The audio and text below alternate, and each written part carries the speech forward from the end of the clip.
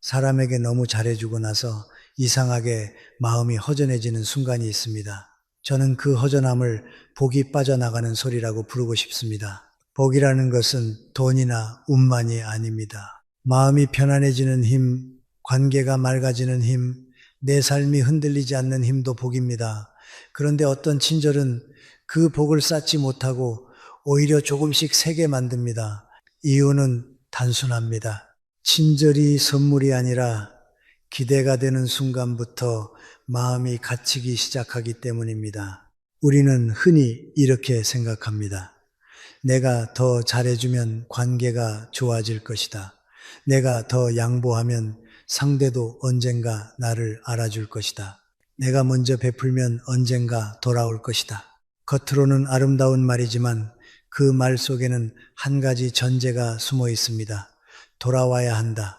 돌아오지 않으면 서운해질 것이라는 전제입니다. 이 전제가 생기는 순간 친절은 더 이상 자유가 아닙니다. 상대의 반응이 내 마음의 날씨를 결정하기 시작합니다. 고맙다고 하면 맑고 아무 말이 없으면 흐리고 당연하다는 듯이 굴면 폭풍이 됩니다. 그때부터 우리는 남을 돕는 사람이 아니라 남의 태도에 흔들리는 사람이 됩니다. 제가 사람들을 보며 자주 떠올리는 장면이 있습니다. 오랫동안 이웃을 도와주던 분이 어느 날 말합니다. 나는 이렇게까지 했는데 그 사람은 인사 한마디도 없어요. 이 말은 상대를 비난하는 것 같지만 사실은 내 마음에서 시작된 고통입니다. 왜냐하면 내가 준 것이 기록으로 남아버렸기 때문입니다. 베풀었으면 지나가야 하는데 지나가지 못하고 마음속 장부에 적어두는 순간 친절은 무거운 짐이 됩니다. 상대는 모르게 빚을 지고 나는 모르게 보답을 요구합니다. 그러면 관계는 따뜻함이 아니라 긴장으로 바뀝니다. 복이 머물 공간이 없어집니다. 여기서 첫 번째 이유가 분명해집니다. 사람에게 너무 잘해주면 복이 떠나는 이유 중 첫째는 그 잘해줌 속에 집착이 섞이기 쉽기 때문입니다. 집착은 크게 시작하지 않습니다. 아주 작은 생각으로 시작합니다. 내가 이렇게 했으니 당신도 이 정도는 해야지. 내 마음을 알아줘야지. 내가 없으면 당신이 힘들 거야. 이런 생각이 한번 자리 잡으면 친절은 점점 순수함을 잃습니다. 그리고 이상한 일이 벌어집니다. 내가 더 주면 줄수록 마음이 넓어지는 게 아니라 더 예민해집니다. 더 많이 해줬는데 더 화가 나고 더 많이 참았는데 더 외로워집니다. 그건 친절이 커져서가 아니라 기대가 커져서입니다. 집착은 또 다른 얼굴로 나타납니다. 조금만 더 라는 말입니다. 조금만 더 도와주면 고마워하겠지. 조금만 더 참으면 갈등이 사라지겠지. 조금만 더 베풀면 내가 좋은 사람이 되겠지. 하지만 조금만 더는 끝이 없습니다. 사람의 마음은 익숙해집니다. 처음에는 감사하던 것도 곧 당연히 됩니다. 그러면 우리는 더 강하게, 더 크게, 더 자주 주어야 한다고 느낍니다. 마치 관계를 유지하기 위해 계속 비용을 지불하는 사람처럼 살아갑니다. 그때부터 친절은 사랑이 아니라 두려움이 됩니다. 내가 멈추면 버림받을까봐, 내가 덜하면 미움받을까봐, 두려움으로 하는 친절은 복을 만들지 못합니다. 복은 편안한 마음에서 자라는데 두려움은 마음을 조여서 숨을 막기 때문입니다. 그럼 어떻게 해야 할까요? 저는 먼저 베푼 뒤의 마음을 보라고 말합니다. 베푼 뒤에 마음이 편안하면 그건 복이 됩니다. 베푼 뒤에 마음이 불편하고 상대의 반응을 기다리면 그건 이미 거래가 섞였다는 신호입니다. 또 하나는 기준을 바꾸는 것입니다. 상대가 나를 어떻게 보느냐가 아니라 내가 감당할 수 있는 선이 어디까지냐를 기준으로 삼아야 합니다. 내가 무너지면서 주는 친절은 결국 상대도 망치고 나도 망칩니다. 상대는 스스로 설 기회를 잃고 나는 점점 지쳐서 원망을 쌓습니다. 마지막으로 가장 중요한 말이 있습니다. 도움은 하되 마음을 걸지 마십시오. 마음을 걸어버리면 친절은 선물이 아니라 청구서가 됩니다. 조용히 주고 조용히 지나가야 합니다. 복은 떠들썩한 공로가 아니라 고요한 마음에 머무는 법입니다. 다음에서는 이 집착이 어떻게 선해를 업으로 바꾸는지, 그리고 보답을 바라지 않는 배땜이 왜 사람을 자유롭게 만드는지 더 깊게 이어가겠습니다. 사람이 가장 크게 상처받는 순간은 누군가에게 못되게 당했을 때가 아닙니다. 오히려 많은 경우 내가 정성을 다했는데도 마음이 돌아오지 않을 때입니다. 나는 시간을 쓰고 돈을 쓰고 마음을 썼는데도 상대는 무심하거나 심지어 당연하다는 듯이 굴 때입니다. 그때 우리는 상대를 탓하기 전에 먼저 이런 말을 합니다. 나는 바란 게 없었어. 그런데 정말 바란 게 없었을까요? 저는 이 질문을 아주 조용히 그러나 정확하게 던지고 싶습니다. 바란 게 없었다면 왜 지금 이렇게 아픈가? 여기서 두 번째 이유가 드러납니다. 사람에게 너무 잘해주면 복이 떠나는 이유. 둘째는 보답을 바라지 않는다고 말하면서도 마음 깊은 곳에서는 보답을 기대하기 쉽기 때문입니다. 기대는 늘 노골적이지 않습니다. 돌려줘라고 말하지 않아도 마음속에는 기대의 계약서가 작성됩니다. 내가 먼저 했으니 상대도 언젠가 하겠지. 내가 이렇게 했으니 나를 존중해 주겠지. 내가 아플 때는 그 사람이 곁에 있어 주겠지. 이 기대는 선의처럼 보이지만 사실은 내 마음을 상대에게 맡기는 방식입니다. 그리고 맡겼다는 사실을 모르기 때문에 더 위험합니다. 기대는 조용히 쌓이다가 어느 날 한 번에 무너집니다. 그 무너짐이 바로 상처입니다. 제가 늘 강조하는 말이 있습니다. 베풀었으면 잊어라. 이 말은 무정하라는 뜻이 아닙니다. 오히려 마음을 지키라는 뜻입니다. 죽어도 잊지 못하면 마음속에 기록이 남습니다. 그 기록은 처음엔 자부심처럼 보이지만 시간이 지나면 원망의 씨앗이 됩니다. 그리고 원망은 복을 가장 빠르게 흩어버립니다. 복은 따뜻한 마음에 머물지만 원망은 마음을 거칠게 만들고 사람을 공격적으로 만들기 때문입니다. 결국 내가 베풀었던 행위가 나를 부드럽게 키우지 못하고 오히려 날카롭게 만들면 그건 복이 아니라 업이 됩니다.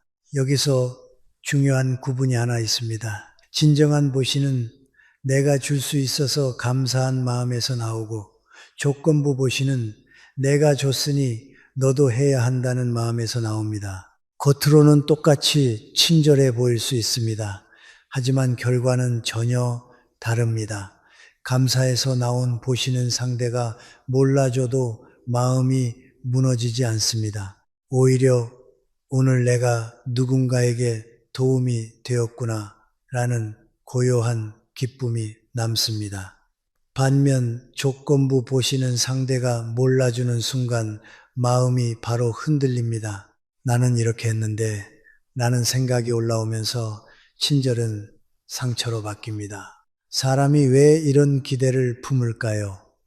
사실 기대는 악한 마음이 아닙니다. 기대는 외로움에서 시작되는 경우가 많습니다. 나는 누군가에게 필요하고 싶다. 나는 버려지고 싶지 않다. 나는 좋은 사람으로 인정받고 싶다. 이 마음은 인간에게 자연스럽습니다. 하지만 그 자연스러운 마음이 친절과 결합하면 우리는 쉽게 함정에 빠집니다. 상대를 돕는 것이 아니라 상대의 반응으로 내 존재를 증명하려는 방향으로 친절이 바뀌기 때문입니다. 그러면 친절은 관계의 윤활유가 아니라 관계의 시험지가 됩니다. 내가 이렇게 했으니 너는 어떻게 할 거냐? 라는 시험입니다. 시험이 시작되면 관계는 편안할 수 없습니다. 여기서 복이 떠나는 또 하나의 이유가 생깁니다. 기대는 마음을 조급하게 만듭니다. 원래 복이라는 것은 천천히 예상하지 못한 방식으로 들어올 때가 많습니다. 그런데 기대가 커지면 우리는 시간을 못 견딥니다. 왜 아직도 안 오지? 왜 아직도 모르지? 이 조급함이 마음을 거칠게 만들고 결국 좋은 인연을 망칩니다. 내가 원한 방식으로 돌아오지 않으면 상대가 나쁜 사람처럼 보이고 그때부터 원망이 생기고 관계가 멀어집니다. 결국 내가 만들고 싶었던 좋은 인연을 내 기대가 무너뜨립니다. 이것이 참 아이러니입니다. 그렇다면 해결책은 무엇일까요? 저는 세 가지 원칙을 제안합니다. 첫째, 베푸는 순간의 마음을 단순하게 하십시오. 내가 할 수 있어서 한다. 이 한 문장이 필요합니다. 내가 할 수 없으면 하지 않아도 됩니다. 억지로 하면서 알아줘야 한다는 마음이 섞이면 그 순간부터 복이 아니라 상처를 만드는 일을 시작하게 됩니다. 둘째, 베푼 뒤에 확인하지 마십시오. 우리가 상처받는 많은 이유는 사실 상대의 반응 확인 때문입니다. 메시지에 답이 왔는지, 표정이 어떤지, 고마워하는지, 기억하는지 이런 확인을 반복하면 내 마음은 상대의 손에 달려있는 상태가 됩니다. 마음은 그렇게 살면 쉽게 지칩니다. 베풀었으면 확인이 아니라 정리를 해야 합니다. 내가 한 행동을 마음속에서 마무리하고 그 행동이 내 품위를 해치지 않도록 끝맺어야 합니다. 셋째, 보시를 관계 유지 수단으로 쓰지 마십시오. 친절로 관계를 붙잡으려 하면 친절은 이미 순수함을 잃었습니다. 관계는 붙잡는다고 유지되지 않습니다. 오히려 품위 있게 거리를 둘 때 오래 갑니다. 필요한 도움을 주되 사람을 내 쪽으로 끌어당기려 하지 마십시오. 끌어당김이 생기는 순간 기대가 생기고 기대는 실망을 부르고 실망은 원망을 부릅니다. 이쯤에서 한번 자신에게 물어보면 좋겠습니다. 내가 잘해주는 이유는 무엇인가? 상대가 좋아서인가? 아니면 상대가 나를 떠날까봐 두려워서인가? 상대가 힘들어서인가? 아니면 내가 좋은 사람으로 보이고 싶어서인가? 이 질문이 잔인하게 들릴 수 있지만 저는 오히려 이 질문이 우리를 자유롭게 만든다고 생각합니다. 이유를 알면 방향을 바꿀 수 있기 때문입니다. 다음에서는 더 구체적으로 들어가겠습니다. 지혜 없는 선행이 왜 상대의 성장까지 막아버리는지, 그리고 왜 내가 지치도록 해주면 결국 관계가 무너지는지 그 구조를 정리하겠습니다. 잘해주되 망치지 않는 법, 도와주되 소진되지 않는 법, 바로 그 지혜를 이어서 이야기하겠습니다. 사람을 돕고 싶은 마음은 참 귀합니다.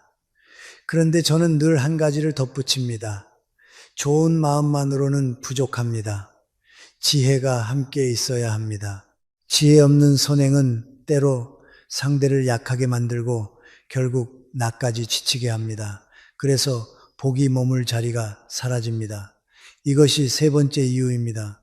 지혜 없이 잘해주면 선의가 복이 아니라 상처로 바뀐다. 가장 흔한 모습은 가족에서 시작됩니다. 부모가 자식을 사랑한다는 이유로 모든 것을 대신 해주는 경우가 있습니다. 넘어질까봐 길을 미리 닦아주고 실패할까봐 위험을 다 치워줍니다. 처음에는 보호처럼 보입니다. 하지만 시간이 지나면 자식은 스스로 견디는 힘을 잃습니다. 부모는 내가 없으면 안 된다는 생각 속에서 더 바빠지고 더 불안해집니다. 결국 부모는 소진되고 자식은 의존하게 됩니다. 여기서 중요한 사실이 하나 있습니다. 사랑이 지나치면 사랑이 아니라 통제가 됩니다. 그리고 통제는 관계를 숨막히게 만듭니다. 숨막히는 관계에는 복이 머물지 않습니다. 친구 관계도 같습니다. 어떤 사람은 좋은 친구가 되기 위해 늘 먼저 맞춰주고 늘 먼저 양보합니다. 상대의 기분이 상할까봐 불편한 말은 삼키고 자신이 힘들어도 괜찮다고 말합니다. 처음에는 관계가 평화로운 것처럼 보입니다.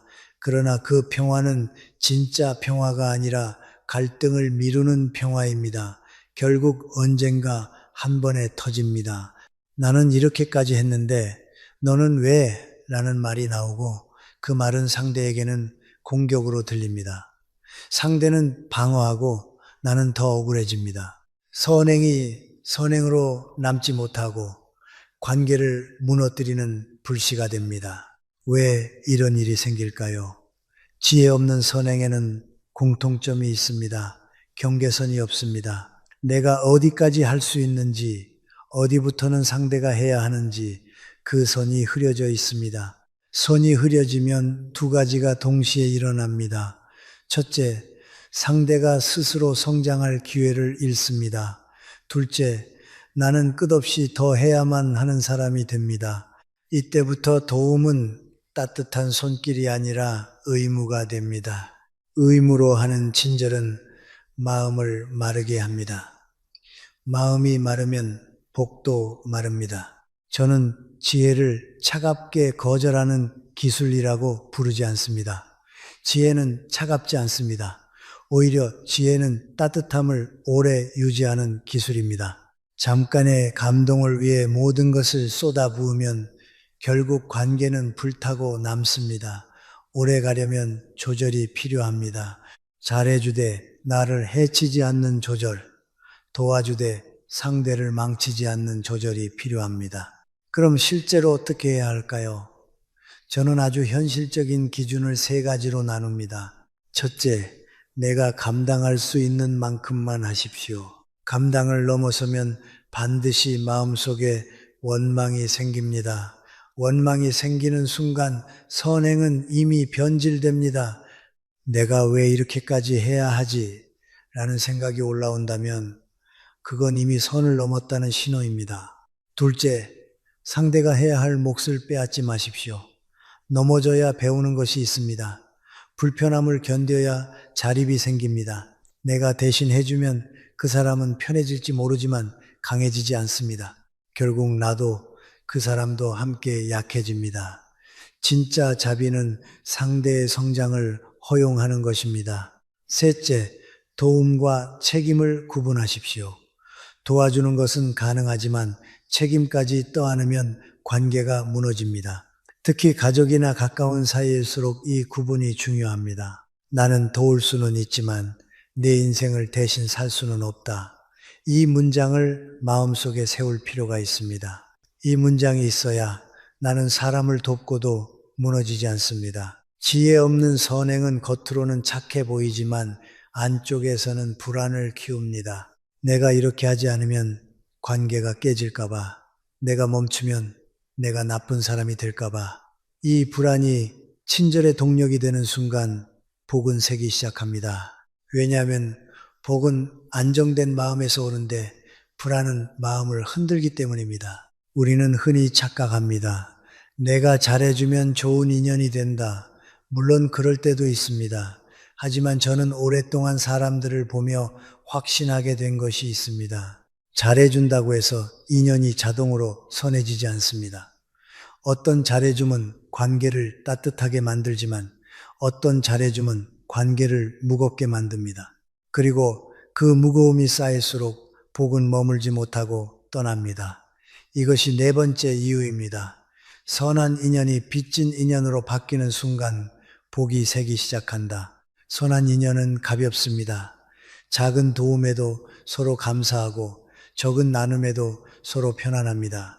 상대가 내게 무엇을 해주지 않아도 마음이 흔들리지 않습니다. 왜냐하면 그 관계는 계산이 아니라 따뜻함 위에 서 있기 때문입니다. 반대로 빚진 인연은 무겁습니다. 겉으로는 친절하지만 속에는 요구가 숨어 있습니다. 내가 이만큼 했으니 너도 해야 한다. 이 요구는 말로 하지 않아도 공기처럼 전해집니다. 받는 사람은 모르게 부담을 느끼고 주는 사람은 모르게 보답을 기다립니다. 그 순간부터 관계는 더 이상 자유롭지 않습니다. 빚진 인연의 특징은 아주 분명합니다. 첫째, 감사가 줄어듭니다. 처음에는 고맙다고 했던 사람이 시간이 지나면 당연하게 여깁니다. 사실 그 사람만 변한 것이 아닙니다. 내가 계속 기준을 올려버렸기 때문에 상대는 그 기준을 따라가느라 지치고 결국 감사보다 부담을 먼저 느끼게 됩니다.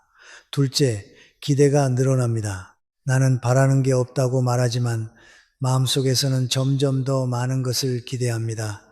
연락의 빈도, 말투, 태도, 인정, 배려. 셋째, 서운함이 습관이 됩니다. 왜 나만 이렇게 하지? 라는 생각이 자주 떠오르면 이미 인연은 따뜻함이 아니라 거래로 기울었습니다. 제가 보기엔 이때부터 관계는 인연이 아니라 장부가 됩니다. 마음속 장부에 내가 해준 것이 줄줄이 적힙니다. 그러면 상대가 하는 작은 행동은 감사가 아니라 평가의 대상이 됩니다. 이 정도로는 부족해. 내가 한 것에 비하면 턱없어. 평가가 시작되면 관계는 서서히 망가집니다. 상대는 위축되거나 반발하고 나는 더 서운해집니다. 결국 둘 다 힘들어집니다. 복이 들어올 공간이 사라집니다. 관계의 공기가 무거워졌기 때문입니다. 그렇다면 선한 인연과 빚진 인연을 가르는 기준은 무엇일까요? 저는 세 가지 질문으로 판단합니다. 첫째, 내가 죽고 난 뒤 마음이 가벼운가, 무거운가? 가볍다면 선한 인연일 가능성이 큽니다. 무겁다면 빚이 생긴 것입니다. 내가 왜 이렇게까지? 라는 말이 자꾸 나오면 이미 내 마음이 빚의 감각을 느끼고 있는 겁니다. 둘째, 상대가 나를 만날 때 편안해 하는가, 부담스러워 하는가? 상대가 나를 피하거나 연락을 늦게 하거나 만나도 어색해 한다면 그 사람은 빚을 느끼고 있을 수 있습니다. 내가 계속 도와주면서 좋은 사람이 되려 했지만 결과적으로 상대에게는 갚아야 하는 사람이 되었을 수 있습니다. 셋째, 관계 속에서 자유가 있는가? 선한 인연은 자유가 있습니다. 못해줘도 이해가 있고 덜 해줘도 원망이 없습니다. 빚진 인연은 자유가 없습니다. 조금만 덜하면 죄책감이 생기고 조금만 못하면 서운함이 쌓입니다. 자유가 사라진 관계는 시간이 갈수록 쉽게 깨집니다. 여기서 중요한 역설이 하나 있습니다. 사람을 붙잡으려고 더 잘해줄수록 인연은 더 빨리 무거워집니다. 왜냐하면 붙잡으려는 마음이 곧 조건을 만들기 때문입니다. 조건은 관계를 따뜻하게 만들지 못합니다. 조건은 관계를 관리하게 만듭니다. 관리되는 관계는 오래 갈 수 있어도 편안하지 않습니다. 편안하지 않은 관계에서는 복이 자라기 어렵습니다. 그럼 어떻게 해야 할까요? 저는 잘해주지 말라고 말하고 싶지 않습니다. 저는 오히려 잘해주되 인연을 빚으로 만들지 말라고 말하고 싶습니다. 방법은 단순합니다. 첫째, 할 수 있는 만큼만 하십시오. 무리하는 순간부터 빚이 생깁니다. 내가 무리하면 상대도 무리해서 갚아야 한다고 느낍니다. 그때부터 인연은 무거워집니다. 둘째, 조용히 하십시오. 내가 해준 일을 말로 자꾸 확인하거나 은근히 강조하면 빚은 커집니다. 선한 인연은 말이 많지 않습니다. 빚진 인연은 말이 많습니다. 내가 너를 위해 얼마나 라는 말이 나오기 시작하면 이미 관계는 빚의 방향으로 기울었습니다. 셋째, 받지 않을 자유를 주십시오. 상대가 거절할 수 있어야 인연이 선해집니다. 상대가 거절하지 못하고 억지로 받으면 그 인연은 감사가 아니라 부담이 됩니다. 받는 사람의 마음이 편해야 주는 사람의 마음도 편해집니다. 사람들에게 가장 오해받는 말이 하나 있습니다. 나를 먼저 지켜야 한다. 이 말을 하면 어떤 분들은 곧바로 이기심을 떠올립니다. 하지만 저는 정반대로 봅니다. 나를 지키지 못하는 친절은 오래가지 못하고 오래가지 못하는 친절은 결국 원망으로 변하기 쉽습니다. 그래서 부처님 가르침에서도 자기 마음을 밝히는 등불이 강조됩니다. 남을 돕는 것만큼 내 마음이 무너지지 않도록 지키는 일도 수행입니다. 이것이 다섯 번째 이유입니다. 자기 자신을 소진시키는 친절은 복을 담을 그릇을 깨뜨린다. 우리는 종종 착한 사람이 되는 방법만 배웁니다. 하지만 지속 가능한 사람이 되는 방법은 배우지 못합니다. 처음에는 누구나 마음이 뜨겁습니다. 가족이 힘들면 돕고 친구가 아프면 달려가고 가까운 사람이 부탁하면 거절하지 못합니다. 그런데 시간이 지나면 몸이 먼저 망가집니다. 지치고 예민해지고 마음이 메말라갑니다. 그때부터 친절은 더 이상 기쁨이 아니라 의무가 됩니다. 의무로 하는 친절은 겉으로는 유지되지만 속에서는 불평이 자랍니다. 왜 나만 이렇게 하지? 내가 없으면 아무도 안 하나? 나는 언제 쉬나? 이런 생각이 생기면 이미 마음은 소진의 경고를 보내고 있습니다. 복은 마음이 편안할 때 머뭅니다. 그런데 소진 상태에서는 마음이 늘 날카롭습니다. 작은 말에도 상처받고 작은 무심함에도 폭발합니다. 그러면 관계는 자꾸 깨집니다. 내가 쌓아올린 선행이 오히려 갈등의 원인이 됩니다. 이때 사람들은 상대를 탓합니다. 저 사람은 은혜를 모른다. 물론 상대가 무심할 수도 있습니다. 하지만 그보다 더 근본적인 문제는 내가 이미 한계를 넘어서서 주고 있었다는 사실입니다. 한계를 넘어서서 주면 반드시 대가를 바라게 됩니다. 그 대가는 돈이 아닐 수도 있습니다. 인정, 고마움, 존중, 애정일 수도 있습니다. 그런데 그 대가가 돌아오지 않으면 나는 무너집니다. 무너진 마음으로 하는 친절은 복이 아니라 상처를 남깁니다. 저는 늘 이렇게 말하고 싶습니다. 자기 자신을 돌보는 것은 이기심이 아니라 자비의 뿌리입니다. 뿌리가 마르면 나무는 오래 서지 못합니다. 내가 지치면 내 친절도 지칩니다. 내가 무너지면 내 관계도 무너집니다. 결국 남을 위해 산다는 말이 남을 위해서도 나를 위해서도 좋지 않은 결과로 흐릅니다. 그러니 먼저 그릇을 지켜야 합니다. 복은 그릇이 있어야 담깁니다. 그릇이 깨져 있으면 아무리 좋은 복도 흘러내립니다. 그렇다면 나를 지킨다는 것은 무엇일까요? 저는 거창한 방법을 말하고 싶지 않습니다. 아주 현실적인 세 가지 기준이 있습니다. 첫째, 내 에너지가 바닥나기 전에 멈추는 능력입니다. 많은 사람이 바닥난 뒤에야 멈춥니다. 그러면 이미 늦습니다. 마음속에 원망이 가득한 상태에서 멈추면 관계는 상처로 끝나기 쉽습니다. 바닥나기 전에 멈추는 것은 상대를 위한 배려이기도 합니다. 내가 무너지면 결국 상대에게도 독이 되기 때문입니다. 둘째, 거절의 기술이 아니라 경계선의 품위입니다. 거절을 거칠게 하면 관계가 깨집니다. 하지만 경계선을 품위 있게 세우면 관계가 더 오래 갑니다. 예를 들어 이번에는 내가 힘들어서 어렵다라고 말하는 것은 이기심이 아니라 정직입니다. 정직은 관계를 맑게 합니다. 반대로 억지로 해주고 속으로 불평하면 관계는 탁해집니다. 탁해진 관계는 결국 빚진 인연이 됩니다. 셋째, 내 삶의 중심을 지키는 습관입니다. 어떤 분들은 남의 부탁이 들어오는 순간 자신의 일정과 건강과 마음을 전부 내려놓습니다. 그러다 어느 날 갑자기 무너집니다. 저는 그때 이렇게 묻고 싶습니다. 당신의 삶을 지탱하는 최소한의 규칙이 있는가? 잠, 식사, 휴식, 나만의 시간, 내일의 리듬, 이것이 무너지면 그 사람은 결국 선행을 지속할 힘을 잃습니다. 여기서 중요한 사실이 하나 있습니다. 나를 지키는 사람은 남도 더 잘 돕습니다.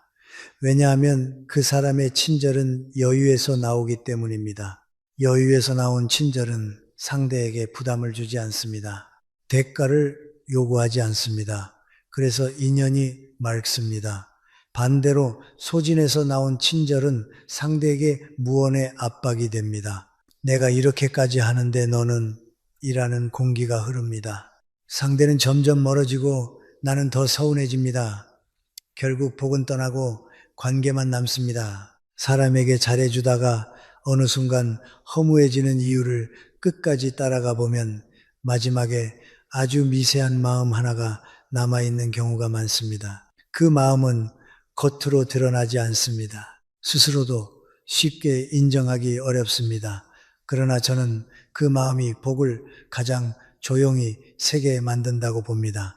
여섯 번째 이유입니다. 잘해줌 속에 숨어 들어오는 교만과 탐욕, 그리고 인정 욕구가 복을 흩어지게 한다. 교만이라고 하면 우리는 보통 거친 자만을 떠올립니다.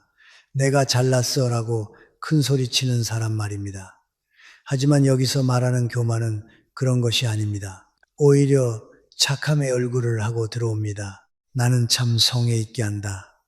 나는 저 사람을 위해 이렇게까지 했다.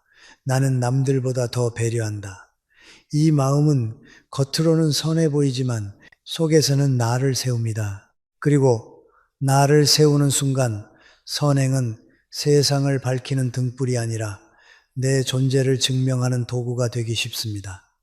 그때부터 친절은 조용히 변합니다.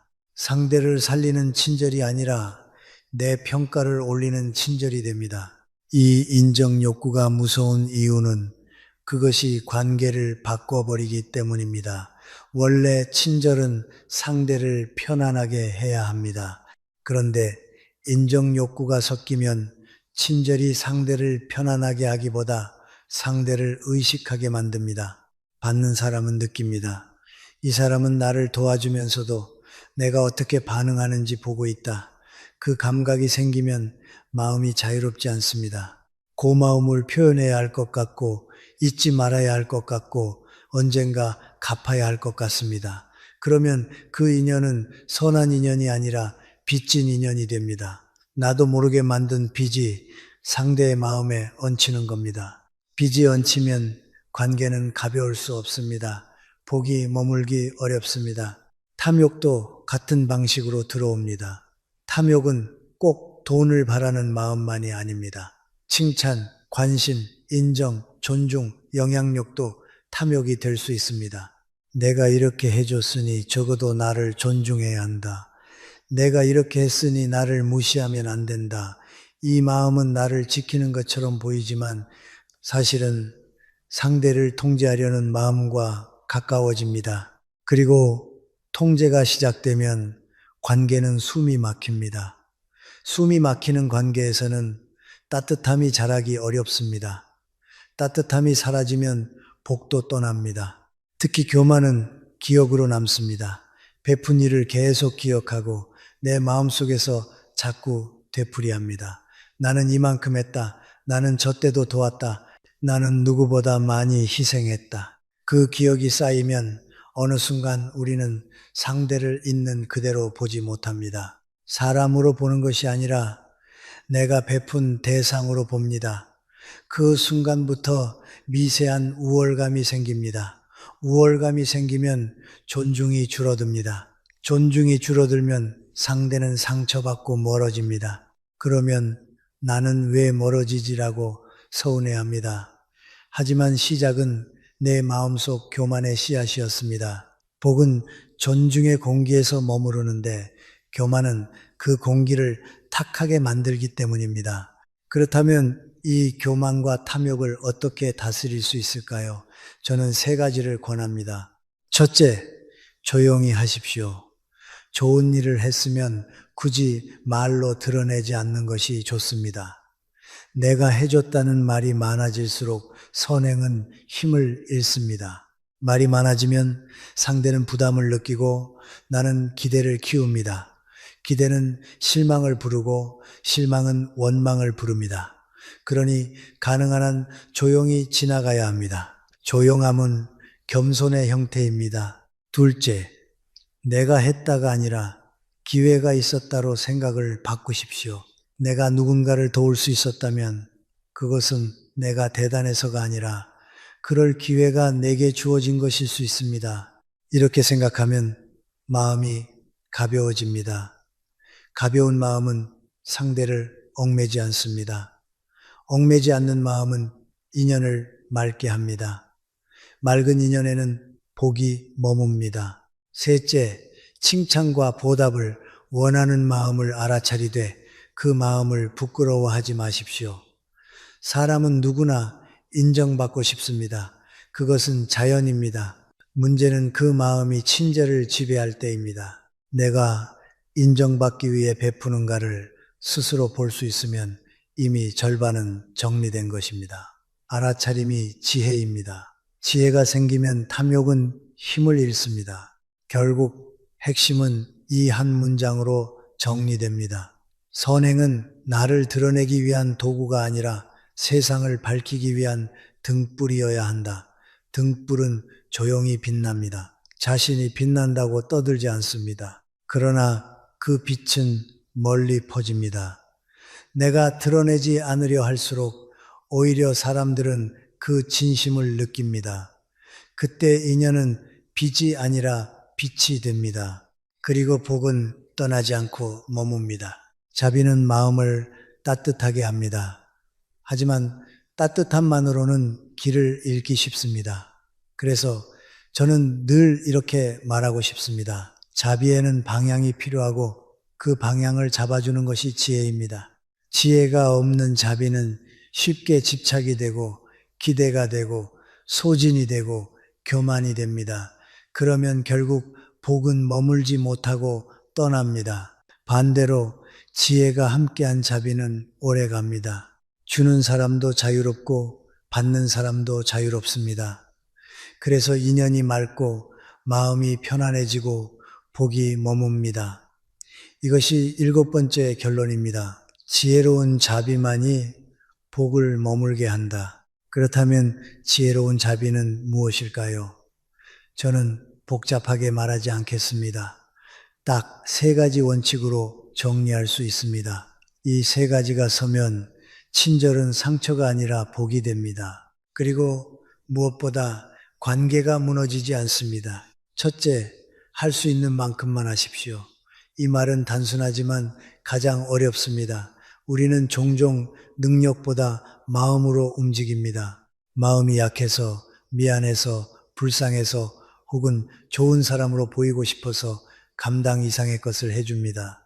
그런데 감당을 넘는 순간부터 친절은 빚이 됩니다. 내가 무리하면 마음속에 불평이 자랍니다. 불평이 자라면 원망이 생깁니다. 원망이 생기면 복이 새기 시작합니다.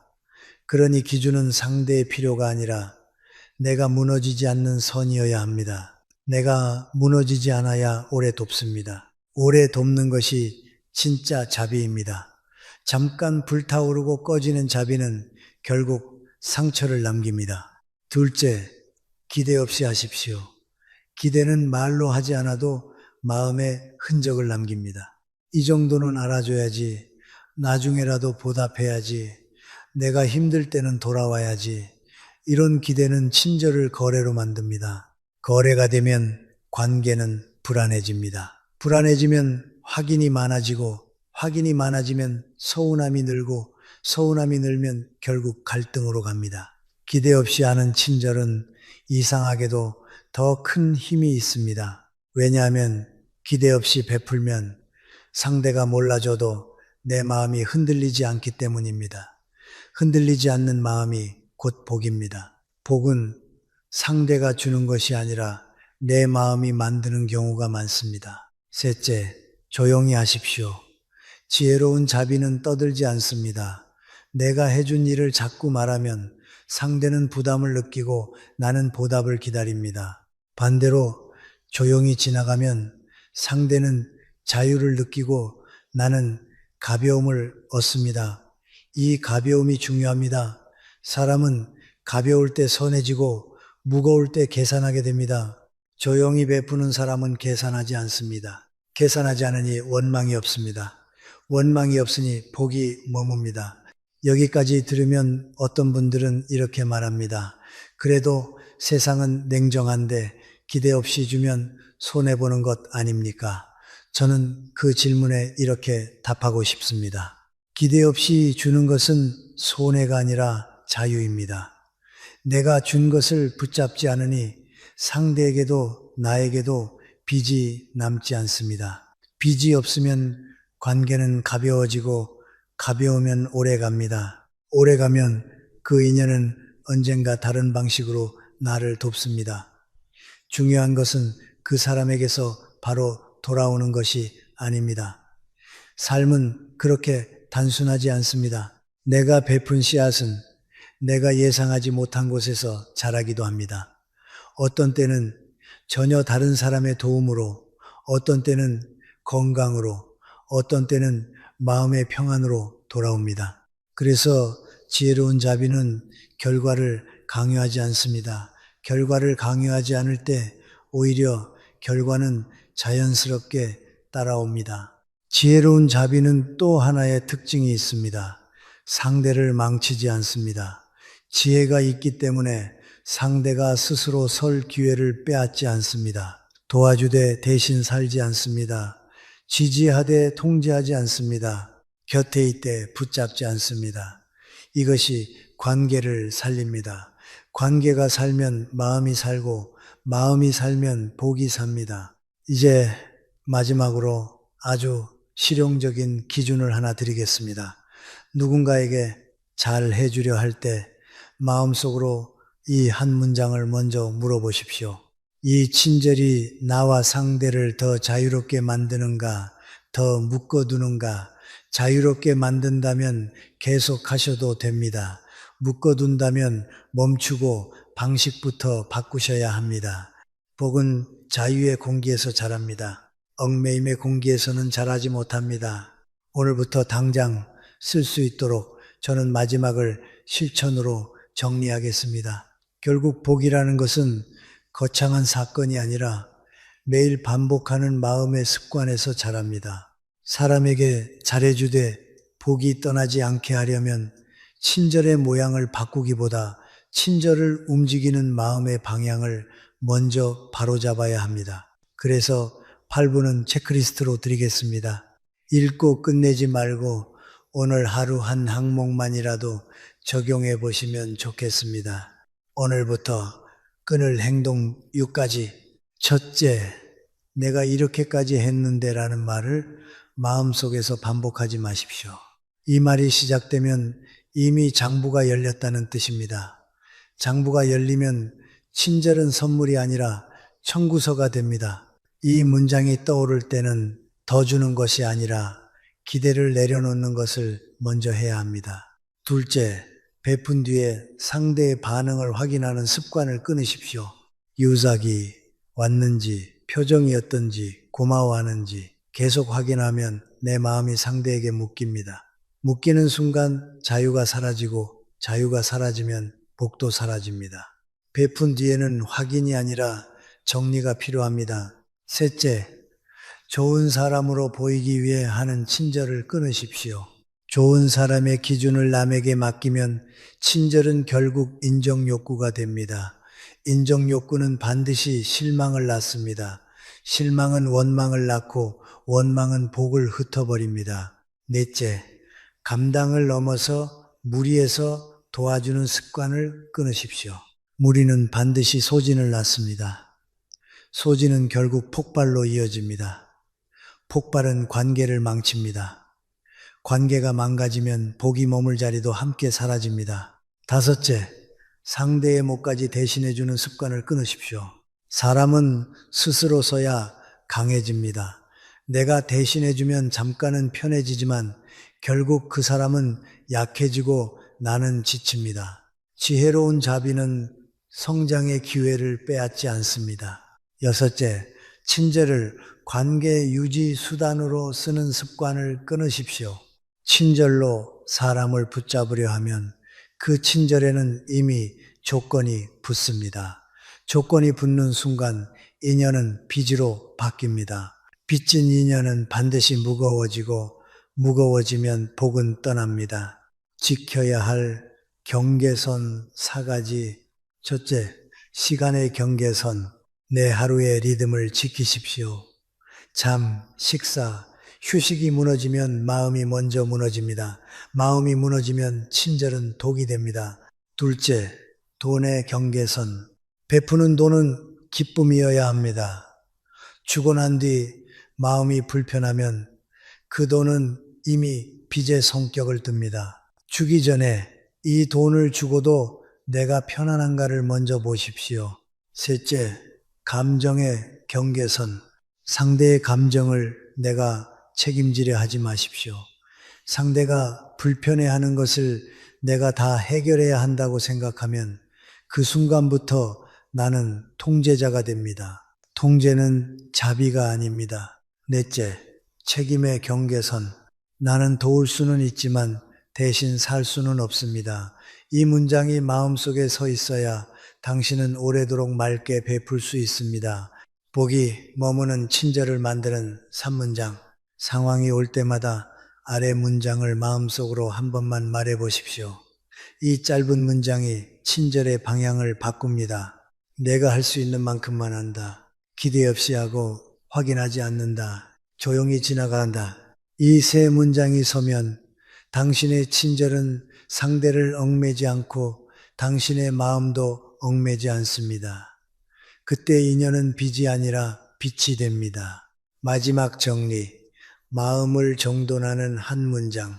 저는 마지막에 이 문장을 남기고 싶습니다. 나는 사람을 돕되 내 마음까지 맡기지 않는다. 당신이 누군가에게 잘해주다가 상처받아 본 적이 있다면 그건 당신이 부족해서가 아닙니다. 오히려 마음이 따뜻했기 때문일 수 있습니다. 이제 그 따뜻함에 지혜를 더하면 됩니다. 할 수 있는 만큼 기대 없이 조용히 그때부터 당신의 친절은 상처가 아니라 복이 됩니다.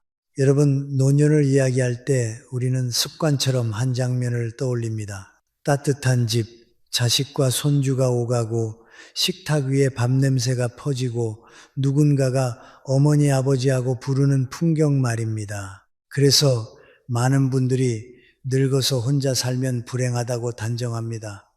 그런데 저는 그 단정이 너무 빠르다고 생각합니다. 왜냐하면 제가 만나온 수많은 노년의 얼굴은 함께 살아도 외로운 사람이 있었고 혼자 살아도 평온한 사람이 있었기 때문입니다. 우리는 외로움을 사람이 없는 상태로만 이해합니다. 하지만 노년의 외로움은 대개 그렇게 단순하지 않습니다. 진짜 외로움은 사람의 숫자에서 오기보다 마음이 닿는 통로가 끊어질 때 찾아옵니다. 같은 집에 살면서도 말이 줄어들고 존재가 가벼워지고 결국은 나는 여기 있는데도 없는 사람처럼 느끼게 되는 순간이 있습니다. 그때의 외로움은 방 안의 정막보다 훨씬 깊습니다. 왜냐하면 정막은 공간의 문제이지만 무시당함은 존엄의 문제이기 때문입니다. 저는 이런 이야기를 여러 번 들었습니다. 예전에는 아이들이 저한테 묻더군요. 엄마, 이건 어떻게 해요? 아빠, 이건 뭐예요? 그런데 이제는 제가 물어도 다들 바쁘다고만 해요. 자식이 나쁘다는 말이 아닙니다. 세상이 빠르고 삶이 고단하고 각자 책임이 너무 많습니다. 그래서 사랑이 줄어들지 않았는데도 관심의 형태가 바뀝니다. 돌봄은 남아있는데 대화는 사라지고 책임은 남아있는데 존중은 약해지기도 합니다. 그렇게 함께 있음이 함께 사는 것이 아니라 같은 공간을 공유하는 것으로만 남을 때 노년은 오히려 더 공허해질 수 있습니다. 그렇다면 어떤 분들은 왜 혼자 살기를 선택할까요? 저는 그것이 단순히 외롭지 않아서가 아니라 오히려 덜 상처받기 위해서라고 봅니다. 노년이 가장 견디기 힘든 순간은 도움이 필요할 때가 아니라 도움을 받는 과정에서 자존심이 깎일 때입니다. 집안에서 사소한 일 하나를 두고 그것도 못하세요 라는 말이 나올 때, 혹은 말은 공손하지만 눈빛이 귀찮다로 굳어 있을 때 노인은 몸이 아니라 마음이 늙습니다. 그래서 어떤 분들은 말합니다. 차라리 혼자가 편합니다. 누구 눈치도 안 보고 누구한테 미안하지도 않으니까요. 이것은 관계를 끊겠다는 선언이 아니라 자신의 품위를 지키겠다는 선택일 수 있습니다. 여러분, 우리가 반드시 구분해야 할 것이 있습니다. 혼자 산다라는 것과 고독하다는 것은 다릅니다. 고독은 버려졌을 때 오는 감정입니다. 선택권이 없을 때 찾아오는 어둠이지요. 그러나 혼자 산다는 것은 선택일 수 있습니다. 선택된 혼자는 비참함이 아니라 오히려 자기 삶의 주도권을 되찾는 방식이 될 수 있습니다.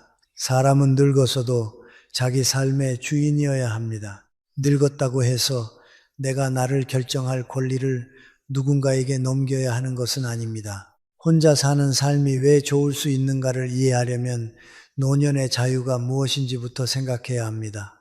젊을 때 우리는 바쁜 자유를 살았습니다. 돈을 벌고 아이를 키우고 조직에서 버티고 사회의 기대를 충족시키며 나는 자유롭다고 착각하지요. 그러나 그 자유는 사실 책임과 의무 사이에서 겨우 숨을 쉬는 자유일 때가 많습니다. 노년의 자유는 성격이 다릅니다. 노년의 자유는 덜어내는 자유입니다. 더 많이 갖는 자유가 아니라 더 많이 내려놓는 자유입니다. 누군가를 만족시키기 위해 하루를 조절하지 않아도 되는 자유, 내 몸의 리듬에 맞춰 사는 자유, 작은 습관을 방해받지 않는 자유 말입니다.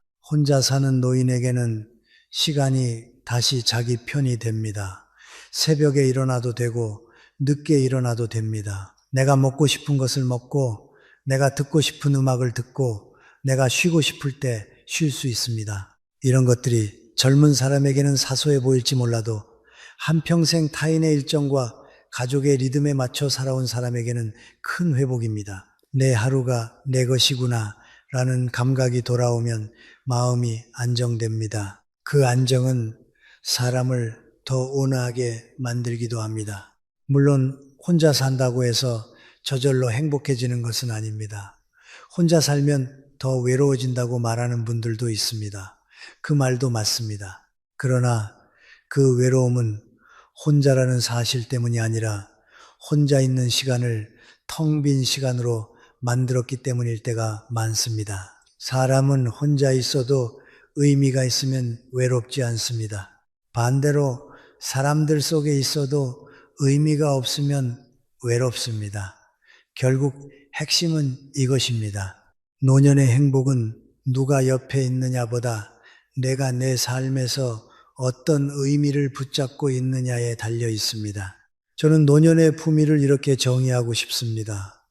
남에게 의존하지 않는 것이 아니라 남과의 관계 속에서도 나를 잃지 않는 상태, 도움을 받더라도 내 선택이 존중받는 상태, 내 말이 무시되지 않고 내 존재가 부담이 아니라 한 사람의 역사로 인정받는 상태. 그런데 현실에서는 그 품위를 지키기 위해 혼자를 택하는 사람들이 늘어납니다. 가족을 미워해서가 아니라 스스로를 지키기 위해서입니다.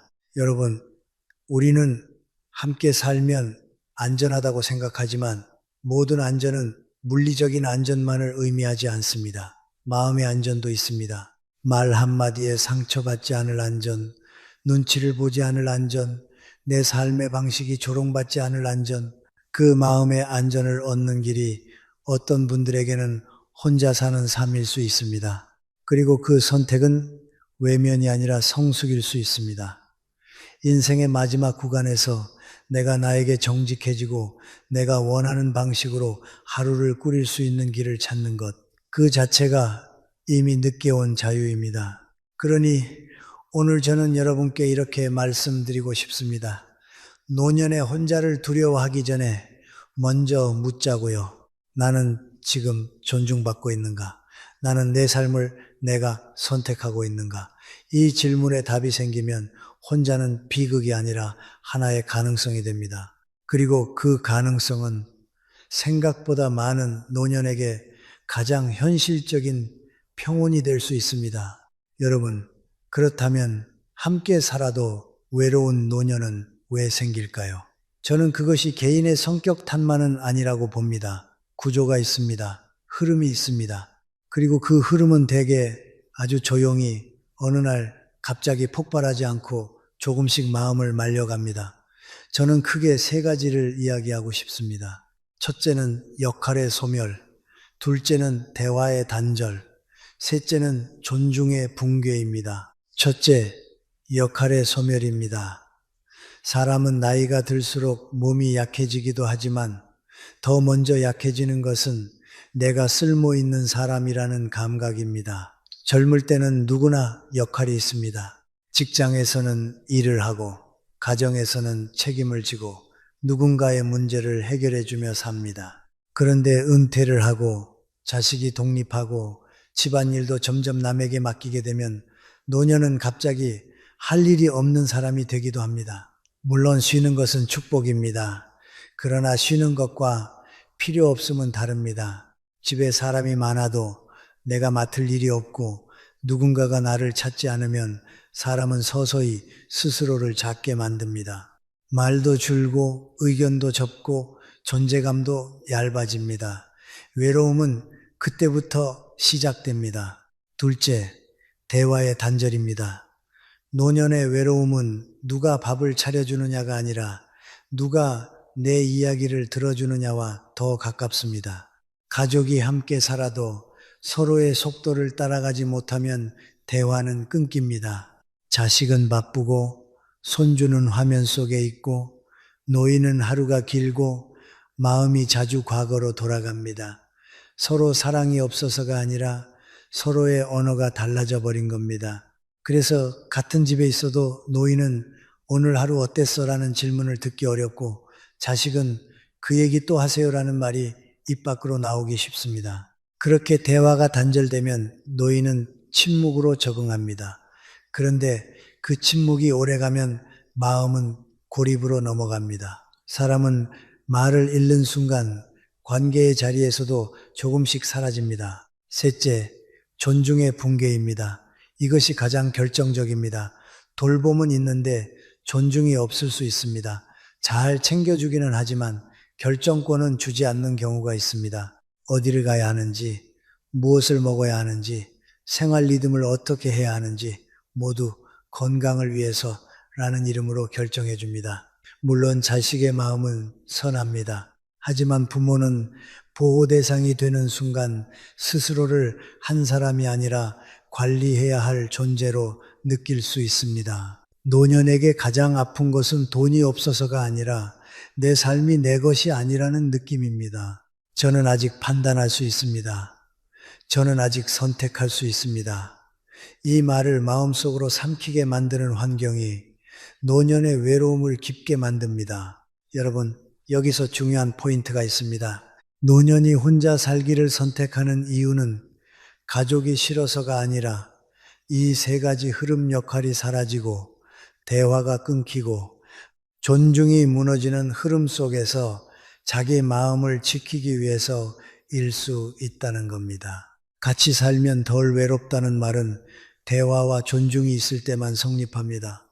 사람이 많아도 나를 사람으로 대해주는 관계가 없으면 외롭습니다. 반대로 사람이 적어도 나를 나로 인정하는 관계가 있으면 외롭지 않습니다. 그러니 우리는 노년을 돕는다고 할 때 먼저 방향을 바꿔야 합니다. 부모님을 곁에 두자가 아니라 부모님의 역할을 남겨드리자, 부모님의 말을 들어드리자, 부모님의 선택을 존중하자로 가야 합니다. 그래야 함께 살아도 외롭지 않습니다. 그리고 그래야 혼자 살아도 외롭지 않습니다. 외로움을 없애는 방법은 사람을 붙잡는 것이 아니라 마음이 닿는 통로를 다시 여는 것입니다. 다음으로는 그렇다면 혼자 살되 고립되지 않으려면 무엇을 해야 하는가? 즉 고독버려짐과 혼자 있음 선택의 경계를 어떻게 지켜야 하는가를 구체적으로 말씀드리겠습니다. 그 경계를 지키는 작은 습관들이 노년의 삶을 완전히 바꿉니다. 여러분, 이제 세 번째 이야기를 하겠습니다. 혼자 사는 삶이 좋아질 수 있는 이유는 결국 한 가지로 모입니다. 주도권입니다. 노년의 행복을 가르는 것은 집의 크기나 가족의 숫자가 아니라 내 하루를 내가 결정할 수 있느냐입니다. 그런데 주도권을 잃는 순간 사람은 누군가 옆에 있어도 불안해집니다. 반대로 주도권을 되찾는 순간 혼자 있어도 마음이 단단해집니다. 많은 분들이 혼자 산다는 말을 들으면 먼저 떠올리는 것이 정막입니다. 하지만 노년의 정막은 반드시 공허가 아닙니다. 정막은 때로 회복의 공간이 됩니다. 평생을 살아오면서 우리는 너무 오래 남의 기준에 맞춰 왔습니다. 좋은 부모, 좋은 배우자, 좋은 직장인, 좋은 자식, 역할이 많았고 그 역할을 잘 해내느라 내 마음을 뒤로 밀었습니다. 그러다 인생 후반에 들어서면 역할이 줄어들고 빈자리가 생깁니다. 그 빈자리를 쓸쓸함으로만 채우면 고독이 되지만 나를 다시 세우는 시간으로 쓰면 평온이 됩니다. 혼자 사는 선택이 좋은 이유는 바로 여기서 시작됩니다. 남에게 맞춘 인생이 아니라 나에게 맞춘 인생을 처음으로 살아볼 수 있기 때문입니다. 혼자 살면 무엇이 달라지느냐? 가장 먼저 달라지는 것은 시간의 주인이 내가 된다는 겁니다. 누구의 생활 리듬에 맞출 필요가 없습니다. 내가 피곤하면 쉬고, 내가 눈이 일찍 떠지면 일찍 일어날 수 있습니다. 사소한 자유처럼 보이지만 이 사소함이 노년에게는 큽니다. 젊은 시절에는 사소한 자유를 누릴 여유가 없었습니다. 늘 맞춰야 했고, 양보해야 했고, 참아야 했습니다. 그런데 노년의 자유는 거창하지 않습니다. 오늘은 이 시간에 차를 마시고 이 음악을 듣고 이만큼만 걸을래, 이런 선택들이 쌓일 때 마을은 안정됩니다. 그리고 혼자 살면 관계의 피로가 줄어듭니다. 함께 살면 행복도 있지만 동시에 조정이 생깁니다. 식사 시간, TV 소리, 방문 열고 닫는 것, 손주가 뛰는 소리, 냉장고에 무엇을 넣어두는 것, 사소한 생활 충돌은 어느 집에나 있습니다. 젊은 가족에게는 사소하지만 예민해진 노년에게는 그것이 스트레스가 될 수 있습니다. 특히 미안함이 문제입니다. 노년이 가장 싫어하는 감정 중 하나는 사랑하는 사람에게 계속 미안해지는 것입니다. 그래서 어떤 분들은 말합니다. 혼자 살면 미안할 일이 없습니다. 이 말 속에는 외로움이 아니라 품위가 들어 있습니다. 혼자 산다는 선택에는 또 하나의 힘이 있습니다. 바로 내가 아직 할 수 있다는 감각입니다. 많은 노년이 우울해지는 이유는 몸이 아파서가 아니라 스스로를 무능한 사람으로 느끼기 때문입니다. 그런데 혼자 살면 생활을 스스로 운영해야 합니다. 밥을 해 먹고 약을 챙기고 집을 정리하고 산책을 하고 친구에게 전화도 해야 합니다. 물론 어렵습니다. 하지만 그 어려움을 조금씩 해내면서 생기는 자존감이 있습니다. 나는 아직 내 삶을 꾸릴 수 있다. 이 감각은 노년의 정신 건강에서 매우 중요합니다. 누구에게 의존하지 않겠다는 고집이 아니라 자기 효능감을 지키는 문제입니다. 여러분, 여기서 오해가 하나 있습니다. 혼자 산다는 것은 관계를 끊는 것이 아닙니다. 오히려 제대로 혼자 사는 사람은 관계를 더 선택적으로 잘 유지합니다. 함께 살 때는 관계가 의무가 되기 쉽습니다. 하지만 혼자 살면 관계는 필요한 만큼, 건강한 만큼만 남습니다.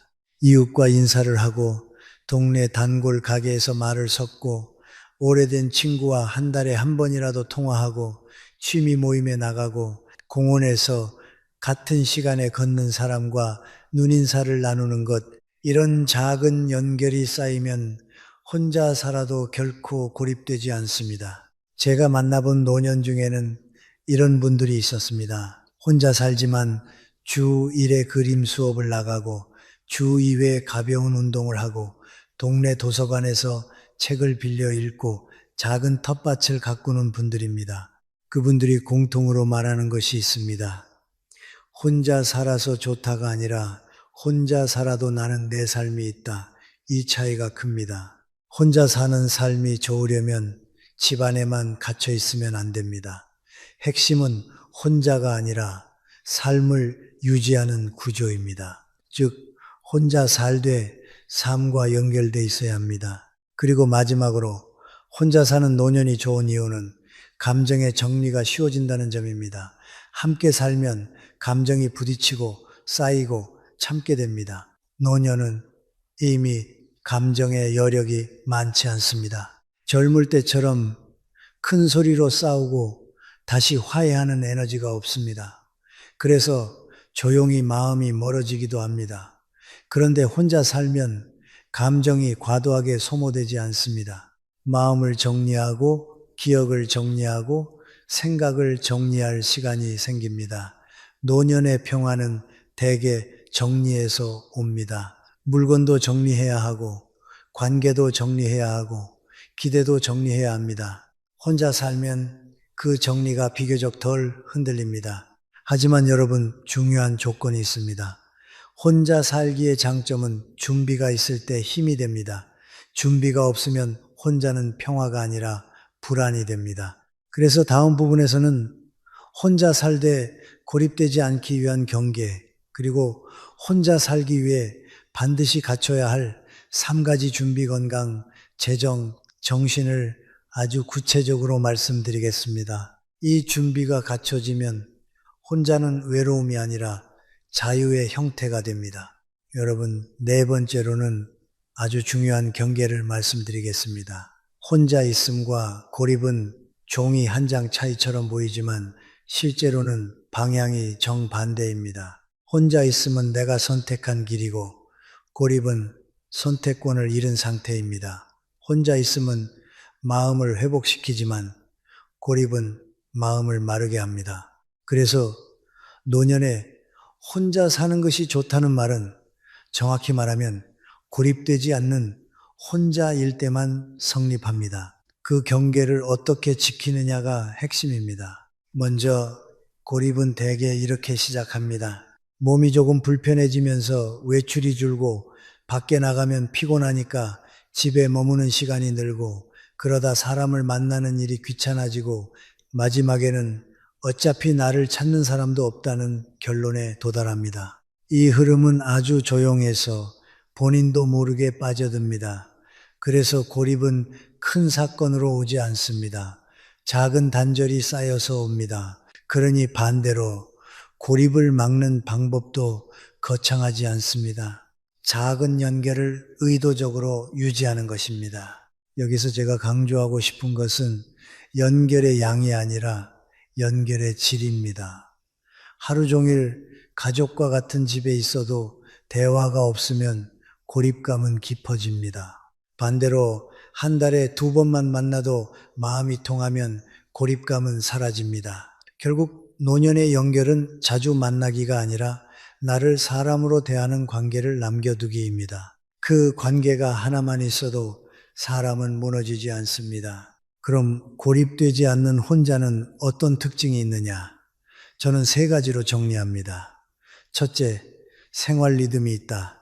둘째, 최소한의 사회적 접점이 있다. 셋째, 도움을 요청할 수 있는 안전망이 있다. 이 셋이 있으면 혼자는 평화가 되고 없으면 혼자는 불안이 됩니다. 첫째, 생활 리듬입니다. 노년에 혼자 살 때 가장 위험한 것은 아무렇게나 사는 겁니다. 자는 시간, 먹는 시간, 움직이는 시간이 무너지면 마음도 무너집니다. 사람은 리듬이 있어야 자기 자신을 붙잡습니다. 그래서 혼자 살수록 오히려 작은 규칙이 필요합니다. 아침에 커튼을 여는 시간, 물 한 컵 마시는 습관, 가벼운 스트레칭, 점심 먹고 산책 15분, 저녁에는 짧게라도 책을 읽는 시간, 이런 단순한 루틴이 고립을 막는 울타리가 됩니다. 오늘도 내가 나를 챙겼다는 감각이 노년의 정신을 지켜줍니다. 둘째, 최소한의 사회적 접점입니다. 이것은 친구가 많아야 한다는 뜻이 아닙니다. 노년이 필요로 하는 것은 대개 많은 사람이 아니라 정기적으로 마주치는 몇 개의 얼굴입니다. 동네 카페나 시장, 공원, 도서관, 경로당, 취미 모임 같은 곳에서 주 1, 2회라도 사람 냄새를 맡는 것이 중요합니다. 이름까지 몰라도 좋습니다. 눈인사하고 오늘 춥네요.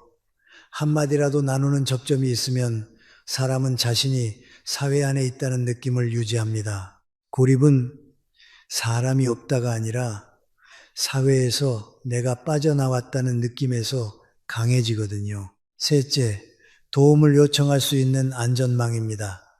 혼자 살 때 많은 분들이 가장 두려워하는 것이 아프면 어떡하지입니다. 그 두려움이 혼자 살기를 포기하게 만들기도 합니다. 그런데 안전망이 있으면 두려움은 크게 줄어듭니다. 안전망이란 거창한 것이 아닙니다. 가까운 이웃 한 사람, 친한 친구 한 사람, 가족 중 연락이 빠른 사람 한 사람, 그리고 병원, 약국, 동네 행정복지센터 같은 연락처와 동선이 정리되어 있는 것, 또 휴대폰에 긴급 연락을 등록해 두는 것, 이런 준비가 나는 혼자지만 버려진 것이 아니다라는 확신을 줍니다. 고립은 결국 도움받을 곳이 없다는 공포에서 자라나기 때문입니다. 여러분, 여기서 아주 중요한 태도가 하나 있습니다. 혼자 산다는 자존심과 도움을 청한다는 지혜를 함께 가져야 합니다. 많은 노년이 도움을 청하는 순간 자신이 약해지는 것 같아서 참습니다. 하지만 그것이 오히려 위험합니다. 혼자 사는 삶은 독립이지만 독립은 단절이 아닙니다. 독립은 필요할 때 연결할 줄 아는 능력까지 포함합니다. 나는 혼자 살아도 된다.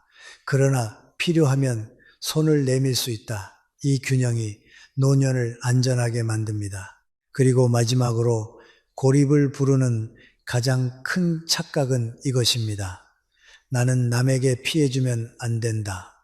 물론 피해주지 않는 마음은 아름답습니다. 하지만 그 마음이 지나치면 사람은 스스로를 사회에서 지워버립니다. 노년이 누군가에게 가끔 부탁하는 것은 피해가 아니라 관계의 자연스러움일 수 있습니다. 오히려 가벼운 부탁과 작은 도움은 관계를 이어주는 실이 됩니다. 중요한 것은 부탁의 크기가 아니라 서로의 존중입니다. 자, 이제 정리해 보겠습니다. 혼자 있음은 선택이고 고립은 방치입니다. 혼자를 평화로 만들려면 리듬, 적점, 안전망이 필요합니다. 이 세 가지가 갖춰지면 혼자는 외로움이 아니라 회복의 공간이 됩니다. 다음 부분에서는 이 세 가지를 가능하게 만드는 구체적인 준비, 3가지 건강, 재정, 정신을 아주 현실적으로 말씀드리겠습니다. 준비가 되면 혼자는 두려움이 아니라 내 삶의 마지막을 내가 지키는 방식이 됩니다. 여러분, 5번째로는 혼자 사는 노년이 왜 마음을 단단하게 만들 수 있는지 그 핵심 작동 원리를 말씀드리겠습니다. 한마디로 말하면 자율성입니다. 노년의 자율성은 거창한 자유가 아닙니다. 작은 선택을 내 손으로 하는 힘입니다. 그리고 그 작은 선택이 쌓이면 마음이 안정되고 삶의 품위가 살아납니다. 우리는 보통 노년을 돌봄의 대상으로만 바라봅니다. 물론 도움이 필요한 순간이 옵니다. 그러나 노년은 동시에 존엄의 시기입니다. 존엄은 누가 나를 챙겨주느냐보다 내가 내 삶을 결정할 수 있느냐에서 생깁니다. 혼자 살면 이 결정권이 돌아옵니다. 내가 오늘 무엇을 먹을지, 언제 잘지, 얼마나 걸을지, 누구를 만날지, 어떤 음악을 들을지. 젊은 사람에겐 사소한 선택이지만 평생 가족의 리듬에 맞춰 살았던 사람에게는 이것이 놀라운 회복입니다.